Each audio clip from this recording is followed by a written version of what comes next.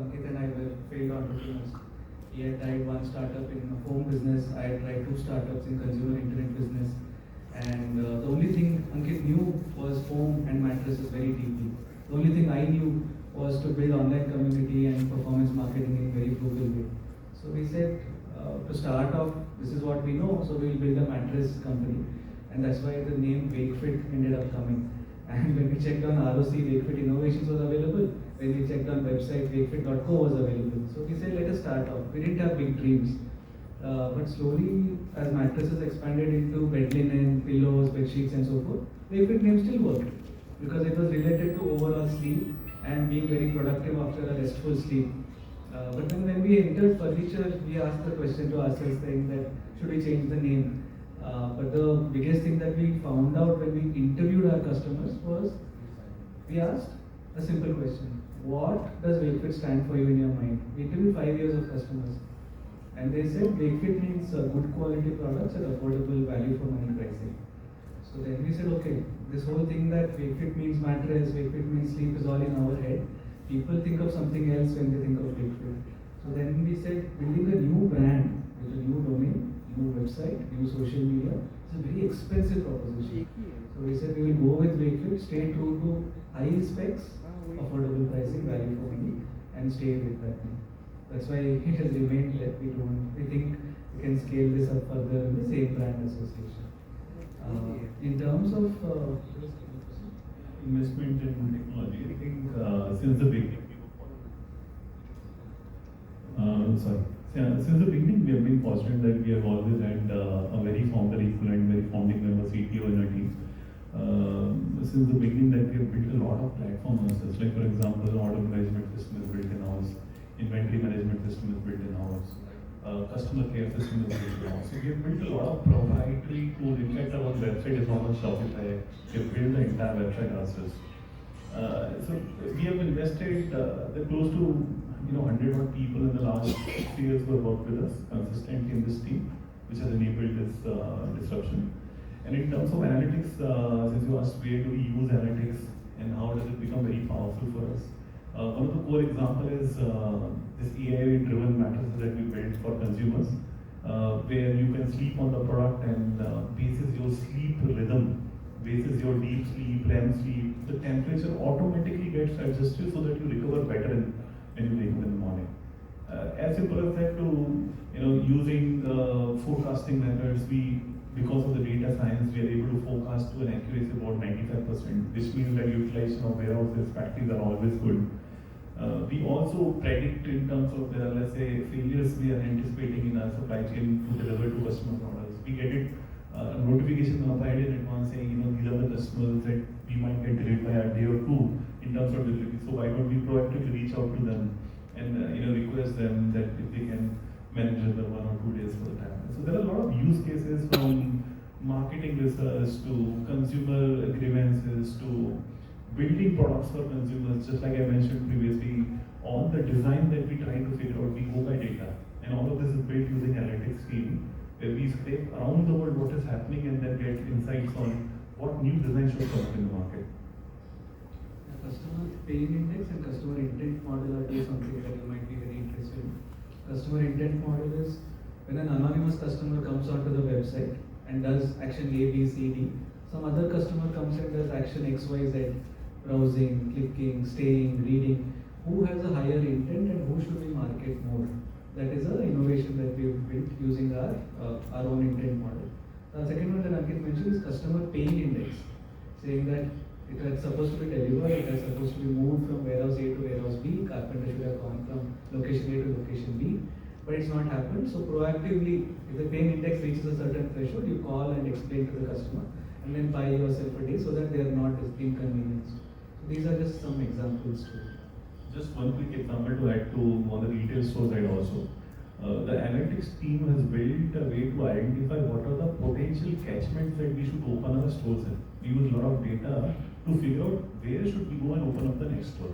And this all is a function of we identify what is the population, what is the paying propensity, what kind of brands that we want in that market, what is the online sale that we have, how many people are searching on our website or on Google in that particular area online. And then we using that model identify that this pin code we can have one store and this is the forecast in terms of top line we can generate and this is the EBITDA we will generate.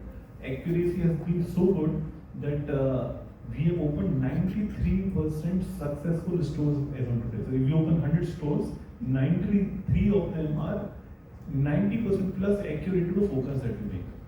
So all of this is also very strong that plays in our favor. So your focus is on tier 1 or tier 2? In terms of retail store, we started a journey in 2022. So first set of stores came in metro, which were obvious for us because a lot of digital or online first demand comes from those cities. And eventually then we started going to tier 1 cities like Mysore, Ahmedabad, Coimbatore and cities like that. I think as of today, we seem to be having got a decent penetration in metro and tier 1 cities. Now, as we're expanding, the next 2 to 3 years, we look forward to operating more stores in tier 2 and tier 3 towns. Cities like Mathura, Dehradun, Agra, Kota, cities like that. You mentioned the FOCO stores are asset light. So can you explain that? Sure. Usually when you consider jewelry, apparel, any of those companies, the display inventory and the for sales inventory is the same. Which means the more inventory you stock in a store, the more revenue you are able to generate from that store. But in furniture, in our industry, what we have cracked is a very asset-light, low inventory model, where only the display inventory is kept there.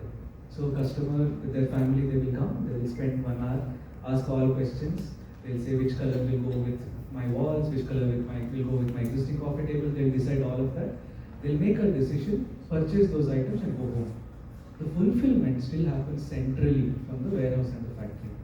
That means the stores have a very low capex and very low display inventory, and hence the payback period is very, very rapid. How are you? Hello. How are you positioning yourself against competitors in the evolving home solutions market? I think our philosophy has been threefold. Firstly, direct to consumer, which means we don't like to operate through middlemen where we don't know who the consumer is. We want to know the consumer's name, consumer's address, consumer's demographic, their phone number, because that is what gives them a connect and loyalty to the brand. So whether we operate on marketplaces, whether our own stores, whether our own B2C website, we believe that we have to build a relationship with the consumer. We don't want to be a company which just deals through middlemen, franchisees, MBOs, because then you lose touch with what the consumer wants and your pace of innovation comes down. Second pillar is that we want to play in everything that is related to home. So our dream is, when we Ankit and I talk about plans, it is if anybody comes with 4 walls, they should be able to furnish a large part of Wakefit, large part of their home with Wakefit products. From kitchen serveware to sofa to whatever goes on the dining table to whatever goes on the wall, we should be able to provide that. Third big pillar is that we should be fully vertically integrated, which means we never want to be a simple trader, buy from somebody, sell it to end consumer. That doesn't give you any understanding of what consumers want. So research and development, manufacture it, then deliver it to consumers. So the 3 pillars are B2C, complete home solutions, be vertically integrated to service true customer needs, don't be a trader. So this has been the 3 philosophies that we built the company on and how we want to position. The outcome of this to end consumer, this doesn't matter to the end consumer, right? This is our view. End consumer perspective, only positioning statement is extremely high quality, most loved home solutions company in the which gives me at a very affordable price point. So if you notice, we didn't say, I want to be number 1. We didn't say this revenue size. We said most loved. So we have 4.5-star rating, more than 1 million reviews garnered over 10 years. That's what we treasure more than a particular size. What are your future plans for expansion into B2B space and new product categories? Like as a part of a B2B, I think we have a lot of work to do in B2C space as well. I think furniture we just started 3 years ago. Furnishing decor we started earlier, but very few product categories are there. We want to stay committed and build the B2C variant of our company for the next 3 to 4 years. B2B is not strategic as of today. While we're trying to figure out what should we do then, but B2C is where the commitment is lying. In terms of categories that you asked, again the same answer. We have under penetration in terms of the catalog size and depth that we want to have at Furniture. We are building it almost every day. We're churning around every day. We're doing prototyping, engineering, production, packaging, testing every day. So we have couple of more quarters to go before we say that we have built a great portfolio of products, and then we look out for new set of categories. For the next 2 to 3 years, we believe the current set of things we want to go very deep and solve for our customers. Thank you.